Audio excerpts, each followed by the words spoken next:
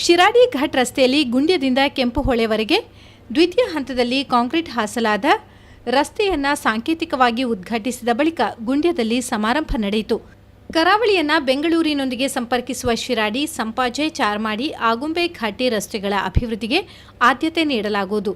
ಮುಂದಿನ ಹಂತದಲ್ಲಿ ಚಾರ್ಮಾಡಿ ಘಾಟಿ ರಸ್ತೆ ಶಾಶ್ವತ ಅಭಿವೃದ್ಧಿಗೆ ಯೋಜನೆ ಹಮ್ಮಿಕೊಂಡಿದ್ದು 250 ಕೋಟಿ ರೂಪಾಯಿಗೆ ಪ್ರಸ್ತಾವನೆ ಕಳುಹಿಸಲಾಗಿದೆ ಎಂದು ಲೋಕೋಪಯೋಗಿ ಸಚಿವ ಎಚ್.ಡಿ. ರೇವಣ್ಣ ಹೇಳಿದ್ದಾರೆ. ಇದೇ ರೀತಿ ಆಗುಂಬೆ ರಸ್ತೆಯ ಅಭಿವೃದ್ಧಿ ಯೋಜನೆ ಇದೆ. ಮತ್ತೊಮ್ಮೆ ಡಿಪಿಆರ್ ಸಿದ್ಧಪಡಿಸಿ ನೀಡುವಂತೆ ಸೂಚಿಸಲಾಗಿದೆ ಎಂದರು. ಜೊತೆಗೆ ಗುಂಡ್ಯ, ಬಿಸಿ ರೋಡ್, ಹಾಸನ, ಮಾರ್ನಳ್ಳಿ ಚತುಷ್ಪಥ ಕಾಮಗಾರಿಗೆ ಇನ್ನಷ್ಟು ವೇಗ ನೀಡುವ ವಿಶ್ವಾಸ ವ್ಯಕ್ತಪಡಿಸಿದರು. ತನಗೆ ಕರಾವಳಿ ಬೇರೆಯಲ್ಲ, ಹಾಸನ ಬೇರೆಯಲ್ಲ. ಹಾಸನ ಹಾಗೂ ಕರಾವಳಿ ಭಾಗದ ಎಲ್ಲ ಶಾಸಕರ ಸಭೆ ನಡೆಸಿದ್ದೇನೆ. ಅಗತ್ಯ ಕಾಮಗಾರಿ ನಡೆಯಬೇಕಾದ ರಸ್ತೆಗಳ ಪಟ್ಟಿ ನೀಡುವಂತೆ ಸೂಚಿಸಲಾಗಿದೆ ಎಂದರು.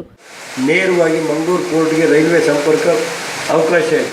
ಅದಕ್ಕೆ ಆದಷ್ಟು ಮಂಗಳೂರಿಗೆ ಒಂದು ಇಂಟರ್ಸಿಟಿ ಟ್ರೈನ್ ಬೆಳಗ್ಗೆ ಒಂದು, ಸಾಯಂಕಾಲ ಒಂದು, ಮತ್ತೆ ರಾತ್ರಿ ದಿನಕ್ಕೆ ಒಂದು 5-6 ಟ್ರೈನ್ನಾರು ಬಿಟ್ಟರೆ ಅದು ಬರೀ ಬೆಂಗಳೂರಿಗಲ್ಲ, ಮಂಗಳೂರಿಂದ ಚೆನ್ನೈಯಿಂದ ಮಂಗಳೂರಿಗೆ ಮತ್ತು ಈ ಕಡೆ ಗೋವಾಕ್ಕೆ ಹೋಗೋದಿರ್ಬೋದು, ಇವತ್ತು ಕೇರಳಕ್ಕೆ ಹೋಗೋಕ್ಕೆ ಅನುಕೂಲ ಆಗುತ್ತೆ. ಅದರಿಂದ ಅದನ್ನು ದಯಮಾಡಿ ತಾವು ಆ ರೈಲು, ಹೊಸ ರೈಲು ಬಿಡಬೇಕು. ಆ ರೈಲು ಬಿಡಿಸೋದಕ್ಕೆ ಪ್ರಾಮಾಣಿಕ ಪ್ರಯತ್ನ ಪಡಬೇಕು ಅಂತ. ಇನ್ನೊಂದು ಹಾಸನದಿಂದ ತಿರುಪತಿಗೆ ಈ ತಿಂಗಳು ಒಂದು ಟ್ರೈನ್ ಬಿಡ್ತೀನಿ ಅಂತ ಹೇಳಿದ್ದಾರೆ. ಹಾಸನ ನೇರವಾಗಿ ತಿರುಪತಿಗೆ ಟ್ರೈನ್ ಬಿಡ್ತೀವಿ ಅಂತ ಹೇಳಿದ್ದಾರೆ. ಅದನ್ನು ಬೇಕಾದ್ರೆ ಮಂಗಳೂರಿಂದಲೇ ಬಿಡಲಿ ಅಂತ ನಾನು ಒತ್ತಾಯ ಮಾಡ್ತೀನಿ. ಕರಾವಳಿ ಭಾಗದ ಜವಾಬ್ದಾರಿಯನ್ನ ಸಚಿವ ಯುಟಿ ಖಾದರ್ ಅವರಿಗೆ ನೀಡಲಾಗಿದೆ. ಈ ಪಟ್ಟಿ ಸಿದ್ಧವಾದ ಬಳಿಕ ಮುಖ್ಯಮಂತ್ರಿಗಳ ಜೊತೆ ಮಾತನಾಡಿ ಕರಾವಳಿ ಸೇರಿದಂತೆ 32 ತಾಲೂಕುಗಳಿಗೆ ವಿಶೇಷ ಪ್ಯಾಕೇಜ್ ನೀಡಲಾಗುವುದೆಂದು ಭರವಸೆ ನೀಡಿದರು. ಈ ಸಂದರ್ಭ ಮಾತನಾಡಿದ ಮಾಜಿ ಸಚಿವ ರಮಾನಾಥ ರೈ, ರಾಷ್ಟ್ರೀಯ ಹೆದ್ದಾರಿಯ ಕೆಲಸ ಮುಗಿದಿದೆ. ಇದರಲ್ಲಿ ರೇವಣ್ಣ ಅವರ ಜವಾಬ್ದಾರಿ ಇತ್ತು. ಇನ್ನು ಮುಂದೆ ಆಗಬೇಕಾದ ಕೆಲಸ ರಾಷ್ಟ್ರೀಯ ಹೆದ್ದಾರಿ ಪ್ರಾಧಿಕಾರದಿಂದ ಆಗಬೇಕು. ಇದರ ಜವಾಬ್ದಾರಿಯನ್ನ ಸಂಸದ ನಳಿನ್ ಕುಮಾರ್ ತೆಗೆದುಕೊಳ್ಳಬೇಕು.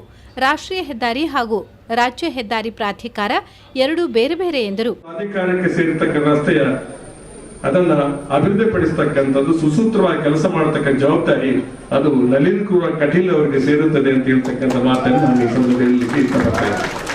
ಯಾಕಂದ್ರೆ ಅದು ರಾಷ್ಟ್ರೀಯ ಹೆದ್ದಾರಿ ಪ್ರಾಧಿಕಾರಕ್ಕೆ ಇವತ್ತು ರಾಷ್ಟ್ರೀಯ ಹೆದ್ದಾರಿ ಮತ್ತು ರಾಷ್ಟ್ರೀಯ ಹೆದ್ದಾರಿ ಪ್ರಾಧಿಕಾರ ಎರಡೂ ಇದೆ.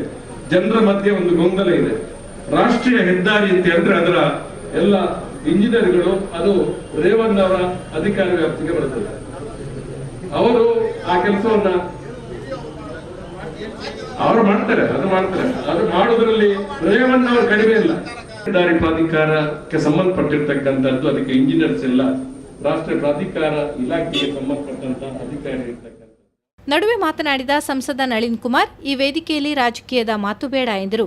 ಮಾತು ಮುಂದುವರಿಸಿದ ಮಾಜಿ ಸಚಿವ ರಮಾನಾಥ ರೈ, ತಾನು ಹೇಳುವುದರಲ್ಲಿ ತಪ್ಪಿಲ್ಲ, ಸತ್ಯ ಹೇಳಿದರೆ ಕೆಲವರಿಗೆ ಆಗುವುದಿಲ್ಲ ಎಂದು ಮಾತನ್ನ ತೇಲಿಸಿಬಿಟ್ಟರು.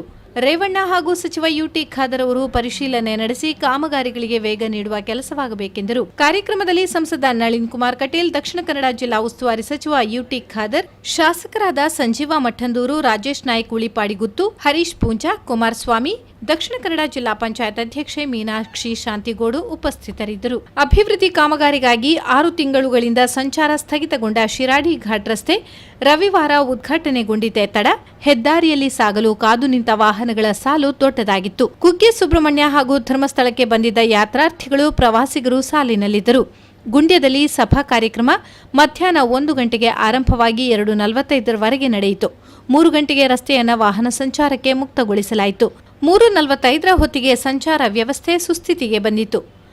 ಒಟ್ಟು 26 ಕಿಲೋಮೀಟರ್ ಉದ್ದದ ಶಿರಾಡಿ ರಸ್ತೆಯ ಕಾಂಕ್ರೀಟ್ ಕಾಮಗಾರಿ ಇದೀಗ ಮುಗಿದಿದೆ. 2ನೇ ಹಂತದಲ್ಲಿ ಕೆಂಪುಹೊಳೆಯಿಂದ ಗುಂಡ್ಯವರೆಗೆ 12.38 ಕಿಲೋಮೀಟರ್ ಕಾಮಗಾರಿ ನಿರ್ವಹಿಸಲಾಗಿದೆ. ತಡೆಗೋಡೆ ಹಾಗೂ ಕಾಂಕ್ರೀಟ್ ರಸ್ತೆ ಅಂಚಿಗೆ ಮಣ್ಣು ಹಾಕುವ ಕೆಲಸ ಬಾಕಿ ಉಳಿದಿದೆ.